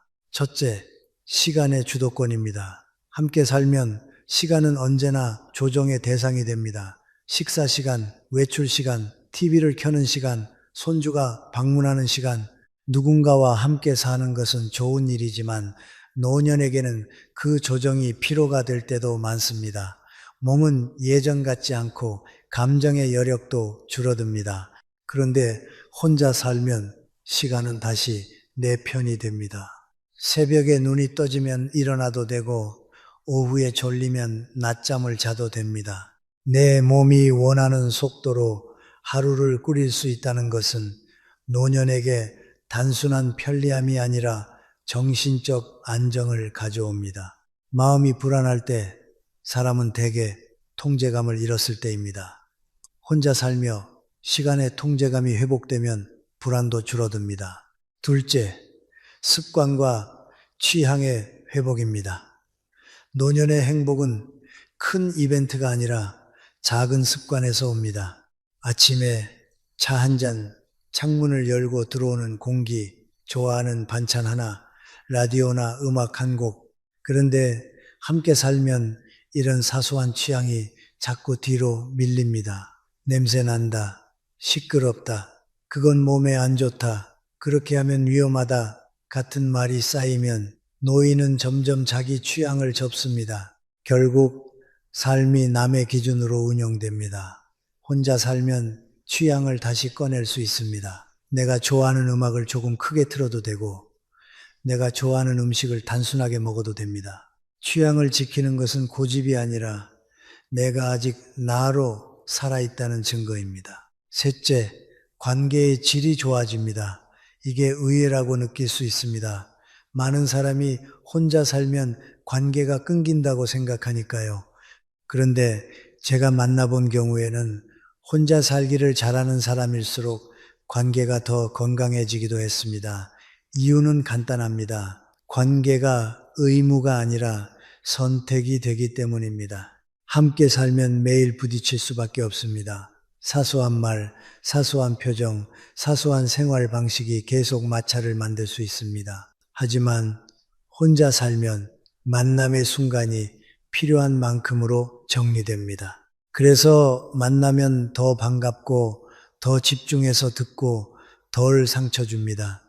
거리가 생기면 정이 사라지는 게 아니라 때로는 정이 오래가도록 지켜주는 거리가 되기도 합니다. 넷째, 삶의 밀도가 달라집니다. 함께 살 때의 노년이 그저 하루를 견디는 시간이 되기 쉬운 반면 혼자 살 때는 오히려 하루를 설계하는 시간이 될 수 있습니다. 무슨 말이냐 하면 혼자 살면 내가 나를 돌봐야 합니다.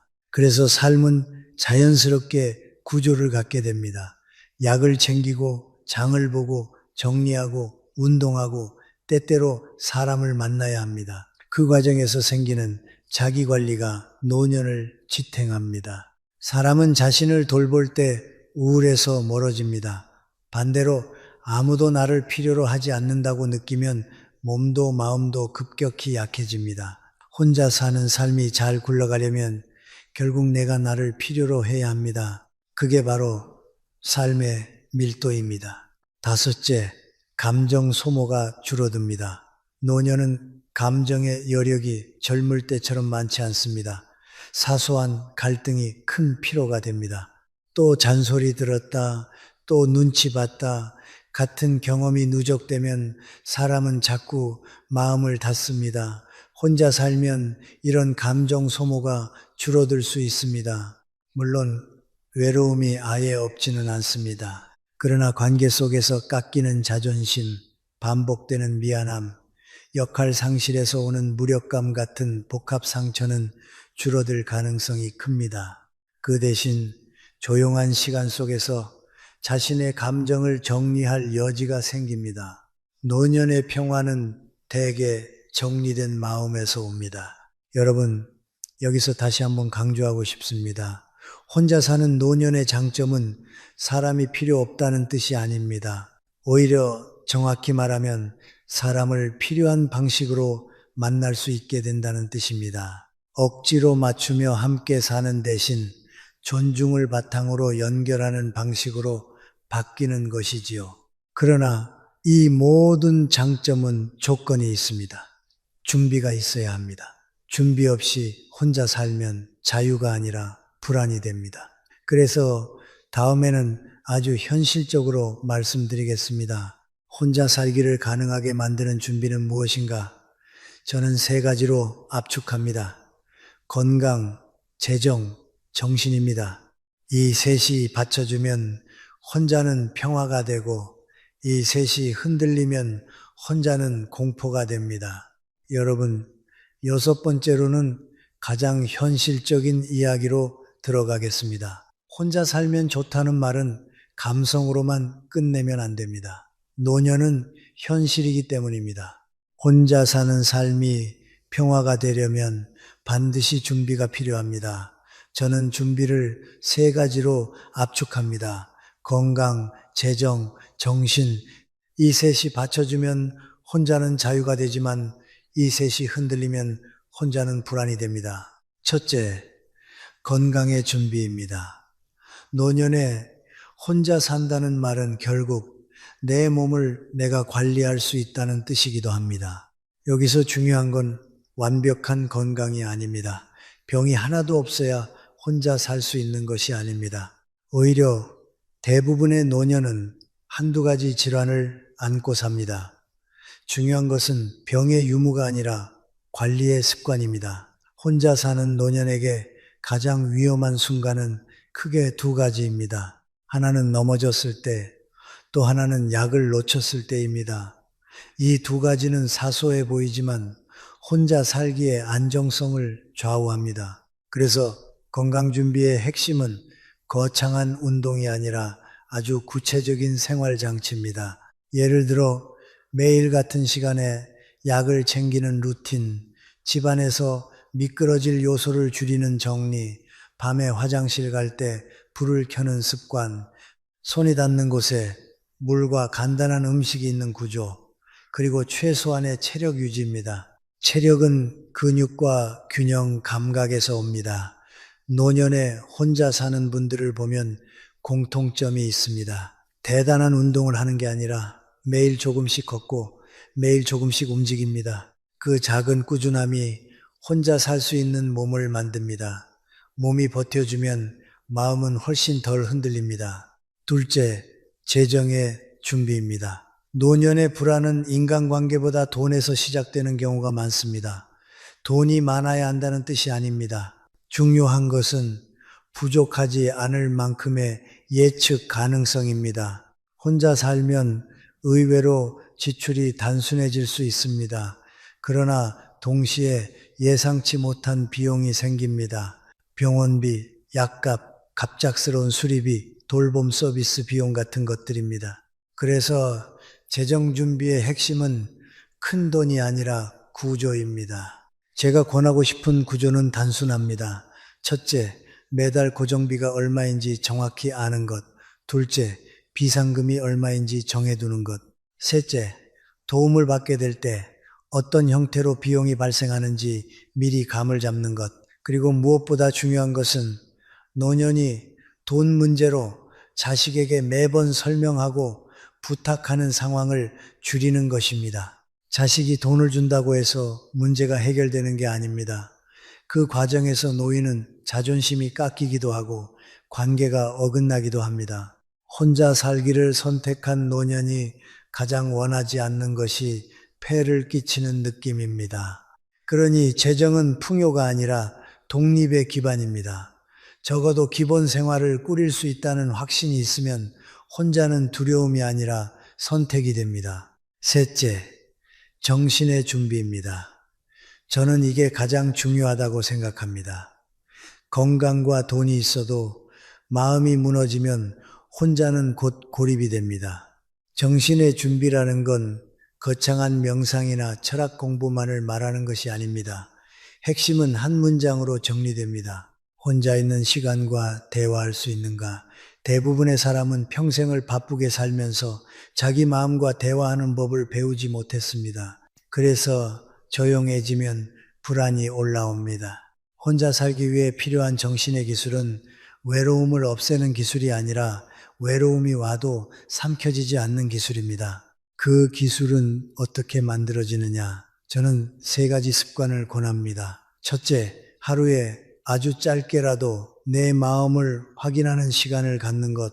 오늘 무엇이 힘들었나, 무엇이 고마웠나, 이 두 질문만으로도 충분합니다. 둘째, 작은 의미를 매일 만드는 것. 산책, 독서, 취미, 봉사, 글쓰기, 가벼운 공부, 무엇이든 좋습니다. 중요한 것은 오늘도 내가 할 일이 있었다는 감각입니다. 셋째, 사람과의 연결을 최소한으로라도 유지하는 것. 정신은 혼자서만 지키기 어렵습니다. 한 사람과의 통화, 한 번의 인사, 한 번의 만남이 마음의 균형을 잡아줍니다. 여러분, 여기서 오해하지 마셔야 합니다. 정신의 준비는 강해져야 한다가 아닙니다. 약해도 괜찮다를 받아들이는 것입니다. 어떤 날은 외롭고 어떤 날은 울적할 수 있습니다. 그 감정이 오면 내가 실패했다가 아니라 내가 사람이라서 그렇다고 받아들여야 합니다. 감정을 부정하면 더 커집니다. 인정하면 지나갑니다. 혼자 사는 노년이 평화로운 이유는 감정이 없어서가 아니라 감정을 다루는 법을 익히기 때문입니다. 정리하겠습니다. 혼자 살기의 준비는 대단한 각오가 아니라 생활 장치입니다. 건강은 루틴과 안전으로, 재정은 구조와 예측 가능성으로, 정신은 의미와 연결로 지켜집니다. 이 세 가지가 갖춰지면 혼자는 결코 비극이 아닙니다. 오히려 늦게 찾아온 자유가 됩니다. 이제 다음으로는 많은 분들이 가장 민감해하는 주제로 넘어가겠습니다. 바로 효입니다. 부모를 모시는 것이 효냐? 부모가 원하는 방식으로 살게 하는 것이 효냐? 이 질문을 정확히 풀지 못하면 자식도 부모도 서로를 사랑하면서도 서로를 힘들게 합니다. 다음 부분에서는 효의 본질을 다시 정리해 보겠습니다. 여러분, 7번째는 효, 셔 이야기입니다. 이 주제는 조심스럽습니다. 왜냐하면 우리는 효를 참 소중한 가치로 배워왔고 또 그 마음 자체는 아름답기 때문입니다. 그런데 저는 오래 살면서 한 가지를 자주 보았습니다. 효를 하려는 마음이 오히려 부모를 힘들게 만드는 경우가 있다는 겁니다. 사랑이 부족해서가 아니라 사랑의 방식이 존중이 아니라 통제로 바뀌는 순간이 있기 때문입니다. 우리는 흔히 효를 부모를 가까이 모시는 것으로만 생각합니다. 그래서 부모를 도시로 모셔오고 좋은 집에 살게 하고 좋은 음식을 드리고 병원도 자주 모시고 모든 것을 챙겨드립니다. 자식 입장에서는 최선을 다하는 겁니다. 그런데 어떤 부모는 그 속에서 행복보다 답답함을 느낍니다. 왜 그럴까요? 노년에게 가장 중요한 것은 편의만이 아니라 자기 결정권이기 때문입니다. 나이가 들었다고 해서 사람이 어린아이가 되는 건 아닙니다. 오히려 더 깊은 취향과 더 단단한 삶의 방식이 있습니다. 그걸 무시한 돌봄은 아무리 친절해도 부모에게는 나는 이제 아무것도 결정할 수 없는 사람인가라는 슬픔을 남길 수 있습니다. 저는 이런 장면을 많이 봤습니다. 자식이 부모를 도시에 모셔와서 좋은 아파트에 살게 합니다. 엘리베이터도 있고 난방도 좋고 병원도 가깝습니다. 그런데 아버지는 베란다에 서서 멍하니 먼 곳을 봅니다. 어머니는 부엌에 있지만 정작 자기가 좋아하던 방식으로는 요리를 못합니다. 건강식으로 드셔야 해요. 기름 쓰면 안 돼요. 늦게 자면 안 돼요. 모든 말이 다 맞는 말입니다. 그런데 그 말이 쌓이면 부모는 점점 관리 대상이 됩니다.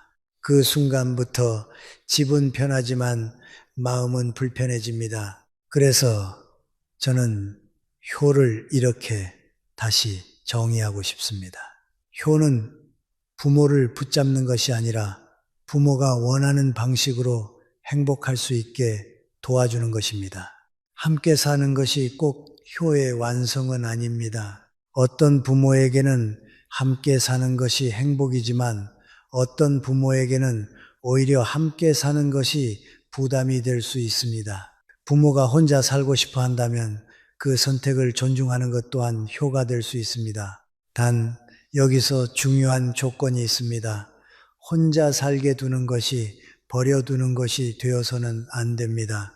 존중은 방치가 아니기 때문입니다. 그럼 존중하는 효는 구체적으로 어떤 모습이냐? 저는 세 가지를 말씀드리고 싶습니다.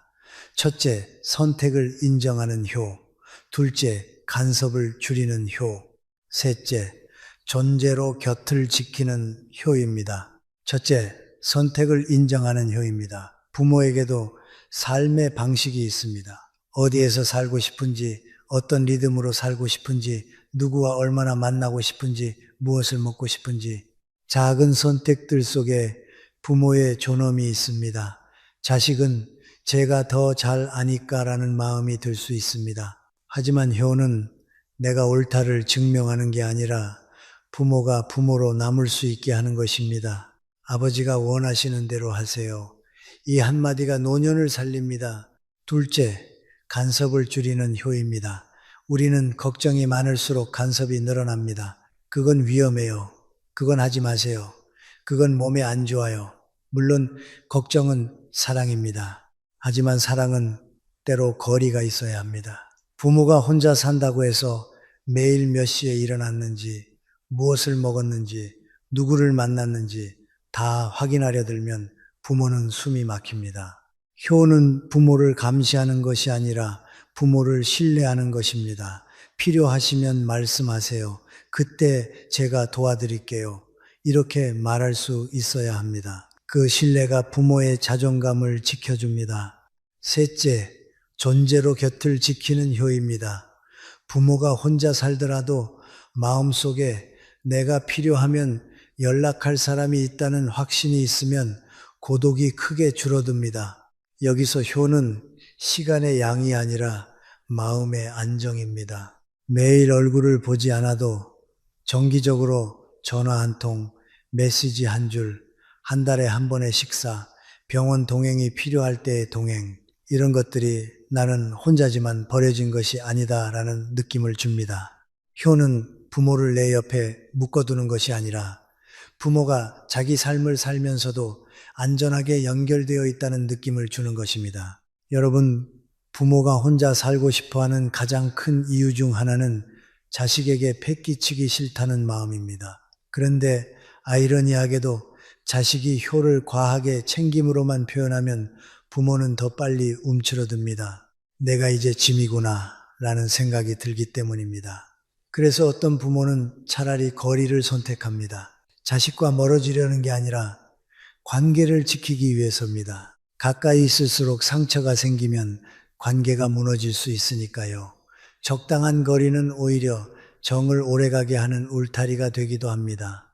저는 효의 본질이 결국 존중이라고 봅니다. 존중이 없는 돌봄은 통제가 되고 통제는 결국 관계를 파괴합니다. 반대로 존중이 있는 돌봄은 부모의 품위를 살리고 그 품위가 살아있으면 부모는 혼자 살아도 외롭지 않습니다. 왜냐하면 그들은 알고 있기 때문입니다. 나는 사랑받고 있다. 그러나 나는 자유롭다. 이 두 가지가 함께 있을 때 노년의 마음은 안정됩니다. 이제 마지막으로 결론을 정리하겠습니다. 혼자 사는 노년이 왜 두려움이 아니라 가능성이 될 수 있는지, 그리고 우리가 지금부터 무엇을 준비해야 하는지 마지막 메시지를 드리겠습니다. 여러분, 이제 마지막 8번째 이야기입니다. 결론은 단순합니다. 노년에 혼자 산다는 것은 비극이 아닐 수 있습니다. 다만 조건이 있습니다. 그 혼자가 고립이 아니라 선택일 때, 그리고 그 선택을 지탱할 준비가 있을 때 그렇습니다. 우리는 오랫동안 사람이 옆에 있어야 행복하다고 믿어왔지만 인생의 후반부에는 다른 진실이 더 크게 다가옵니다. 행복은 사람의 숫자보다 마음의 평온과 존엄에서 온다는 사실입니다. 제가 오늘 여러분께 계속 강조한 것이 있습니다. 외로움은 단순히 혼자 있기 때문에 생기는 것이 아닙니다. 외로움은 무시당함에서 생기고 가치 없음에서 생기고 내 삶이 내 것이 아니라는 느낌에서 생깁니다. 그래서 어떤 분은 가족 안에서도 외롭고 어떤 분은 혼자 있어도 평온합니다. 결국 노년의 핵심 질문은 이것입니다. 나는 지금 존중받고 있는가? 나는 내 삶을 내가 선택하고 있는가? 이 질문에 그렇다고 답할 수 있다면 혼자는 두려움이 아니라 가능성이 됩니다. 혼자 사는 노년이 아름다울 수 있는 이유는 그것이 삶의 마지막에서 비로소 얻는 자기 회복의 시간이기 때문입니다. 평생 남을 위해 살았습니다. 부모로서, 배우자로서, 일하는 사람으로서 누군가의 기대를 떠받치며 왔습니다. 그러다 어느 순간 역할이 줄고 집이 조용해지고 사람들의 관심이 다른 곳으로 옮겨갑니다. 그때 노년은 두 갈래의 길 앞에 섭니다. 하나는 나는 이제 끝났다라고 생각하며 마음을 접는 길이고, 다른 하나는 이제야 내 삶을 정리하고 내 리듬으로 살아보자라고 선택하는 길입니다. 혼자 사는 삶은 바로 두 번째 길이 될 수 있습니다. 하지만 저는 한 가지를 분명히 말씀드리고 싶습니다.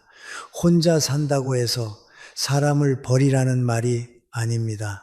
혼자는 관계를 끊는 것이 아니라 관계를 건강하게 정리하는 방식일 수 있습니다. 억지로 부딪히며 상처를 쌓는 대신 존중 속에서 적당한 거리를 지키며 사랑을 유지하는 것, 필요할 때는 연결되고 평소에는 각자의 리듬을 지키는 것, 이런 관계는 오히려 오래갑니다. 그리고 그 관계를 지켜주는 것이 진짜 효일 수도 있습니다. 붙잡는 효가 아니라 존중하는 효 말입니다. 그래서 오늘의 결론을 저는 세 문장으로 정리하겠습니다. 첫째, 혼자 있으면 고독이 아니다.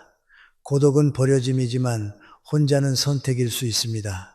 선택된 혼자는 사람을 무너지게 하지 않고 오히려 회복시킵니다. 둘째, 혼자 살기의 핵심은 준비다. 건강은 루틴과 안전으로, 재정은 구조와 예측 가능성으로, 정신은 의미와 최소한의 연결로 지켜집니다. 이 준비가 있으면 혼자는 평화가 됩니다. 셋째, 노년의 행복은 결국 나를 잃지 않는 것이다. 누군가를 위해 너무 오래 살다 보면 정작 자기 자신을 잃습니다. 그런데 인생의 마지막에서는 그 반대가 필요합니다. 조금은 나를 위해 살아야 합니다. 나를 돌보고, 나를 인정하고, 나를 존중해야 합니다.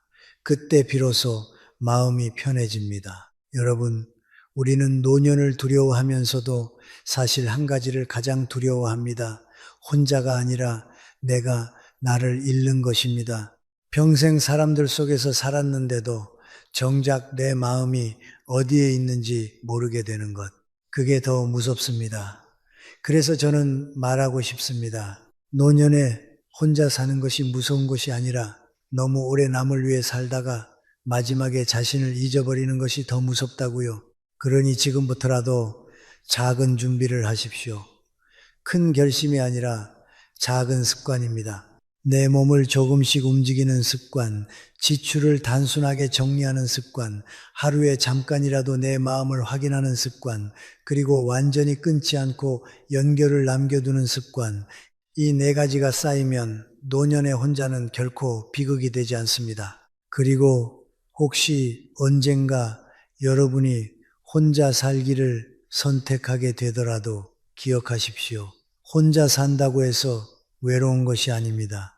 외로운 것은 사랑이 없는 것이 아니라 존중이 없는 것입니다. 여러분이 여러분 자신을 존중하고 여러분의 삶을 여러분의 리듬대로 살 수 있다면 그 혼자는 고독이 아니라 평화입니다. 늦게 찾아온 자유입니다.